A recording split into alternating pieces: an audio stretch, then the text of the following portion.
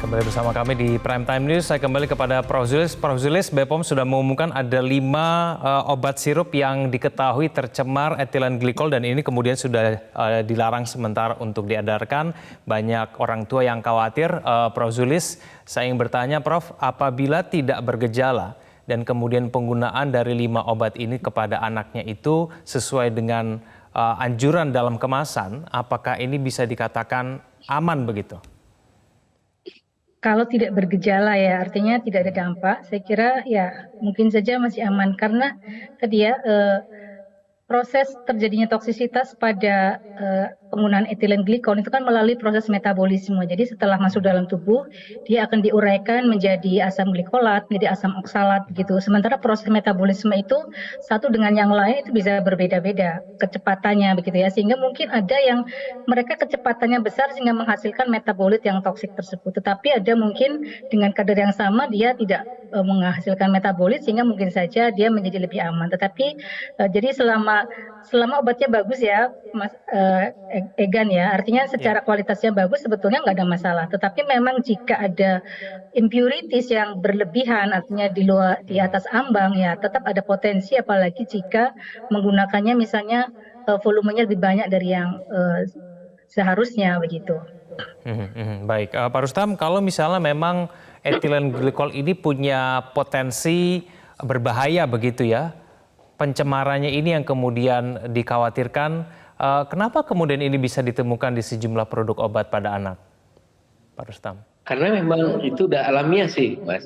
Jadi memang kalau kita menggunakan pelarut PEG, polyethylene glycol, sudah pasti ada impurities, istilahnya cemarannya itu ethylene glycol dan diethylene glycol.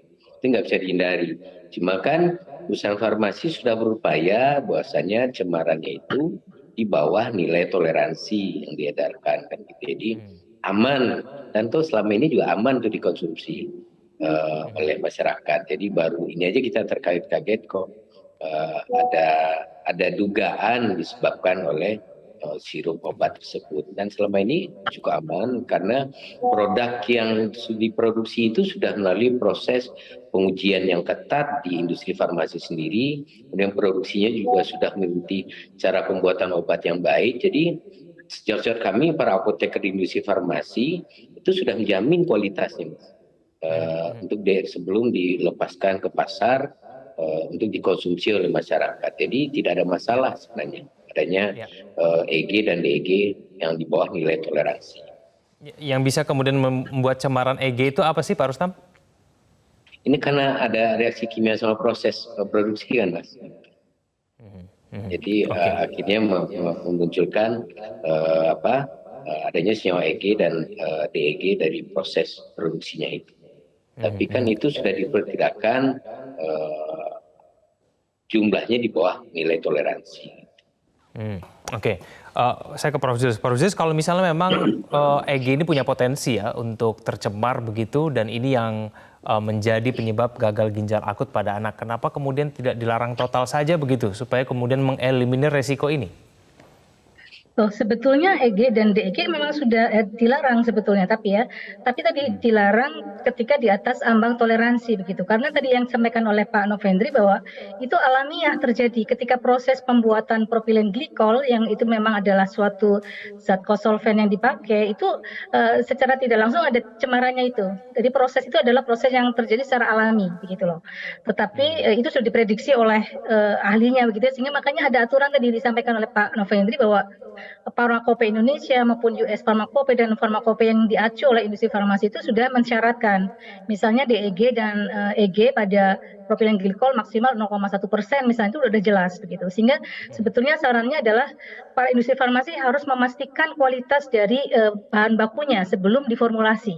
Jangan hanya percaya pada sertifikat of analysis saja misalnya, yang itu biasanya disertakan pada saat mereka mengimpor suatu produk bahan baku tadi, tapi cek juga begitu untuk memastikan tadi. Jadi proses ini yang mungkin lebih dikuatkan karena mungkin ada beberapa yang barangkali di sini udah percaya aja nih sama sertifikat of analysisnya sehingga tidak melakukan, dan ternyata source-nya itu kebetulan misalnya yang low quality misalnya gitu ya, sehingga ternyata cemarannya banyak. Nah, proses itu bisa dicegat istilahnya di awal tadi. dengan pemantauan atau checking pada bahan bakunya secara ketat, sehingga harapannya di endingnya atau di produk akhirnya tidak lagi mencemari atau tidak ada cemaran yang di luar batas toleransi tadi. Seperti Oke, itu, yang Mas. punya Prof. Zulis yang punya kemampuan untuk memeriksa cemarannya itu seberapa tinggi atau seberapa besar itu siapa, Prof. Zulis? Sebetulnya ya laboratorium analisis sebetulnya bisa ya melakukan. Jadi industri farmasi pun sebetulnya juga punya alat-alat seperti untuk HPLC atau GC, MS atau beberapa alat analisis yang bisa dilakukan untuk melakukan analisis cemaran tadi.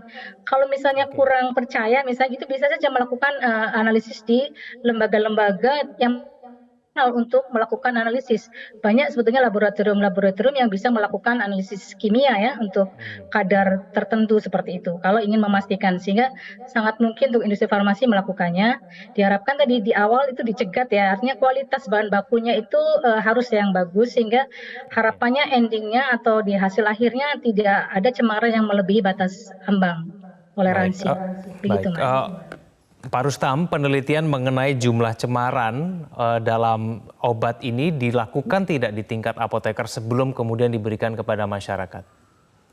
Oh iya, kan sebelum produk itu dilepas itu kan ada quality assurance ya, Mas.